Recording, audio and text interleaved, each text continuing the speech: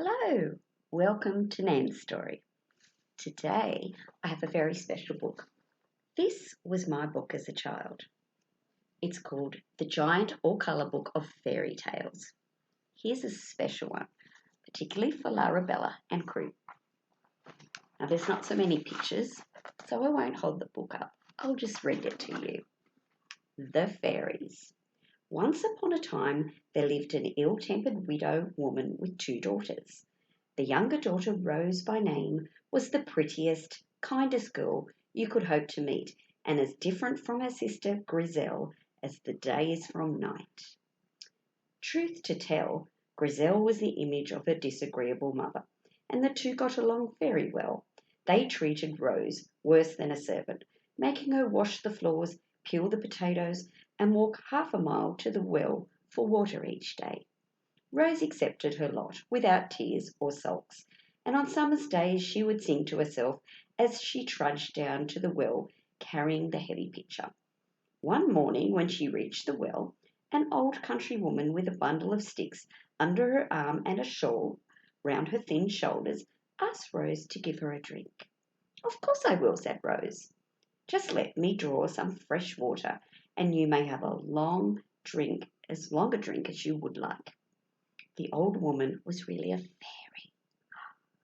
She had heard about Rose's sweet nature, but she wanted to test the girl for herself. After she had drunk the water, and Rose had asked if there were anything further she could do, the fairy said, "You are a dear girl, child and polite and gentle. I am going to give you a present. Flowers and jewels will fall from your lips whenever you speak." Then she vanished. Rose picked up her pitcher and hurried back to the cottage, but the meeting with the fairy had made her later than usual, and her mother was waiting for her. "Lazy good-for-nothing," she screamed. "Where have you been all this time? I'll teach you." "I'm sorry," said Rose, and then stopped to stare in amazement at the three flowers and the three rubies that had dropped from her lips. Her mother stared too. "What do I see?" she gasped. "Flowers and rubies coming from your mouth? You're bewitched, child." Then Rose began to tell of a meeting with the old woman at the well. As she spoke, diamonds and rubies showered down, covering the step and tumbling onto the grass. Her mother listened attentively, and for the first time for years she did not scold or slap Rose. Instead, she shouted for Griselle. "What is it, mother?" asked Griselle, in a sulky voice. "I was just doing my hair." "I want you to hurry down to the well," said her mother. "Take this pitcher and fill it with water. When an old woman with a shawl round her shoulders asks you for a drink, be sure to oblige." "I don't see why I should," said Griselle sulkily. "You will when I tell you," said her mother.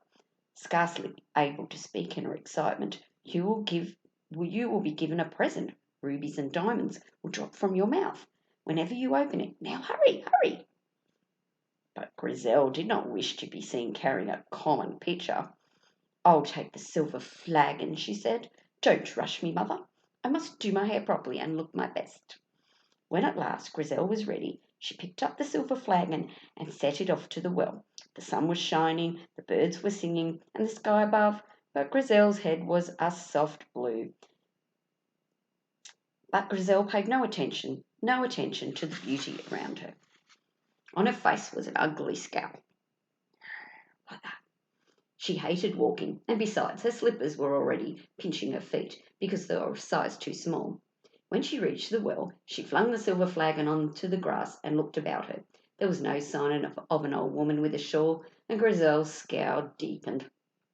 But presently out of the forest came a grand-looking lady, richly robed. This was the same fairy who had spoken to Rose, but of course Griselle did not know that. "Will you give me a drink?" the lady asked. "I am very thirsty." "Why should I?" said Griselle rudely. "You look rich enough to employ servants.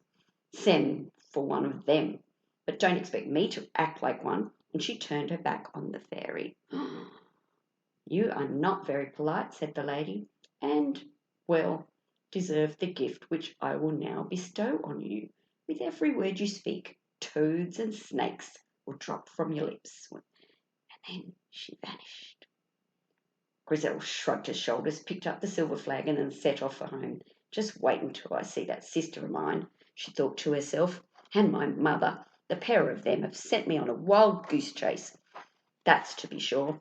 As soon as she was inside of the cottage, her mother ran forward to greet her. Well, she asked eagerly, did you see her? I did not, Grisel began. Then she stopped, for 3 toads and 3 snakes had dropped out of her mouth.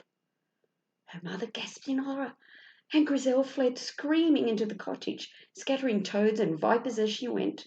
When the widow had recovered from the shock, she began to look for Rose, so that she could punish her. But Rose was nowhere to be found.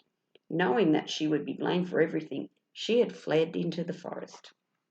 As darkness began to fall, Rose found herself in a strange part of the forest, and she began to weep. Where could she go? What would happen to her? The sound of her soft weeping caught the ear of the king's son, who had been hunting in that part of the forest all day. When he came upon Rose and saw how pretty she was, he almost fell in love with her then and there.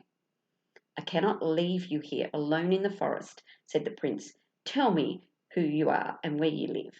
But as soon as Rose began to speak, precious stones fell from her lips, and the prince begged her to tell him the whole story. As he listened, the prince fell so deeply in love with Rose that he asked her to come back to palace with him and be his wife. So Rose and the prince were married in great splendour, and they lived happily ever afterwards.